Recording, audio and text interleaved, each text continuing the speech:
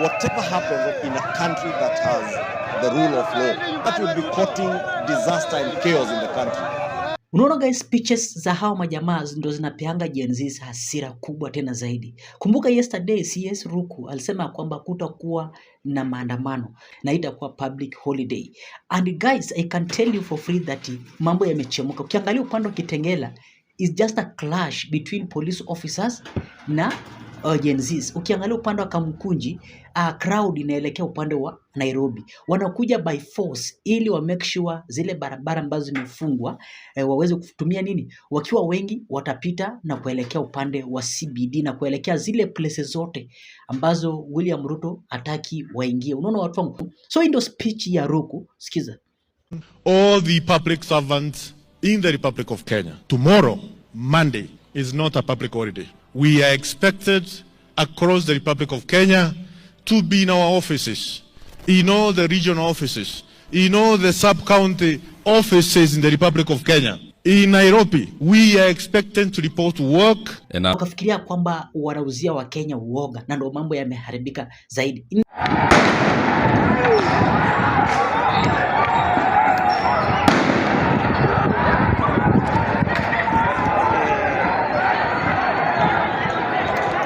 Watu wameishiwa tear gas. Wameishiwa tear gas bwana. Hawana wanalalamika.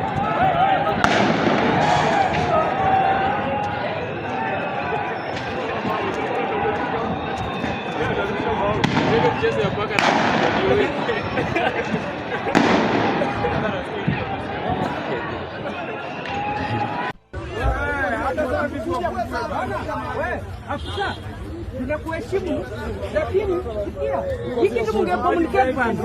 Tumesema kazi leo iko. Huwezi pigia mimi kelele. Tumesema kazi leo iko. Listen. Sijakata, tunaheshimu kazi yenu. Tunaheshimu. Kila mtu ako kazi. Sasa mtufungie wazee warudi waambie watu kwa hayo. Sasa tunarudi hapo. Hapo kazi yako hatu tunakuheshimu. Ni orders tunapata kukatai. Lakini msumbuke. Sio hapa kuna mtu anaenda safari ya mbali. Hapana. Watu wamebeba hapo kwa magari wagonjwa. Kulia barabara. Hai, mungesema tukuji kazi ama mfunge nchi. Watu wagonjwa hapa.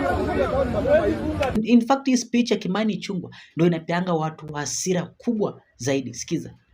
And Honorable Speaker, to state that whatever happens, Honorable Speaker, in a country that has the rule of law at the core of its operations, Honorable Speaker, is something that this House must pay attention to, Honorable Speaker. And Honorable Speaker, even or in spite or despite of the sad happenings of the death of Albert Ojwang, Honorable Speaker, I must commend the police that they have done their work to ensure that those who are responsible are brought to book, Honorable Speaker, because that is how civilized nations work. That is how civilized democracies work. That you allow investigative agencies to do their work, take action against those who are seen to have been involved in one way or the other in breach of the law, Honorable Speaker. But also in the same light, Honorable Speaker, even as we condemn the excesses of a number of officers, because it is not all officers, Honorable Speaker. It is a few officers. Just like, Honorable Speaker, even in this House, we are not all angels. There are many of us who have our own shortcomings. And therefore, in every institution, Honorable Speaker, even within the police force, there are officers who will have excesses, and the law must be allowed to take its course, Honorable Speaker. But that must never be a justification that if an officer or two have exceeded the expectations of the public, Honorable Speaker, for us as members of the public to take the law into our hands, because that will be causing disaster and chaos in the country. I have seen activists in the streets, Honorable Speaker, touting policemen, an armed police officer, and you are touting them. I saw somebody, Honorable Speaker, the other day in Nakuru, brandishing a machete at an armed police officer, and I must take this opportunity, Honorable Speaker, to commend that officer in Nakuru who was being taunted with a panga. His life would have been at risk, or the lives of other Kenyans, but he maintained his cool. That is the kind of spirit we want to see, Honorable Speaker. But we must also speak to our people. We must also speak to the public that let us also treat our policemen and women with respect, with honor, and with the dignity that they deserve. Honorable Speaker,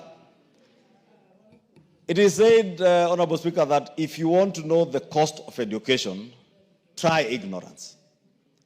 If you want to know the cost of chaos, Honorable Speaker, allow, Honorable Speaker, everybody to roam the streets and do what they want and withdraw the police from those streets any day. Whether they are people picketing, whether they are demonstrators, whether they are mobilized looters, like we have seen, Honorable Speaker, in the recent past, what we are seeing being described as demonstrations are organized groups of goons, Honorable Speaker. Yes. Organized groups of goons. And you know, shamelessly, I had a leader purport that even the cars that were burnt last week were nowhere in the register of vehicles at NTSA. And I want to dare the former deputy president. It is okay to go and incite people on vernacular radio, but you must have the decency to adduce evidence of every allegation and claim that you make. Otherwise, you continue to exhibit the sort of ignorance that you served with in office, even when you're out of office, Honorable Speaker. Kenyans witnessed those cars being burnt down. It only took me 5 minutes, Honorable Speaker, to be able to check. Just zoom in, look at the number plates, check for those number plates at NTSA, and you'll be able to see that these are cars, one of them belongs to a security company, Honorable Speaker. You saw the officers who are in the escort car. Those officers, mind you, Honorable Speaker, are allowed to use brutal force to protect what they are escorting. Because most of them, it's cash in transit. They do not know who are these who are stopping them in the streets when they are transiting with cash. But those officers, Honorable Speaker, if you saw the video clips, they fired in the air to scare the people who are blocking the van that had the valuables that they were transporting, and they were able to sail through. Unfortunately, the one that had unarmed officers, Honorable Speaker, ended up being torched. I'm saying this, Honorable Speaker, to appeal to members of the public. Let us not taunt our officers. Let us not throw our hands at them. Because I've seen people just brandishing their hands at officers, Honorable Speaker, and some restrain themselves. It's not every day you come across an officer who will be able to restrain themselves. Therefore, conduct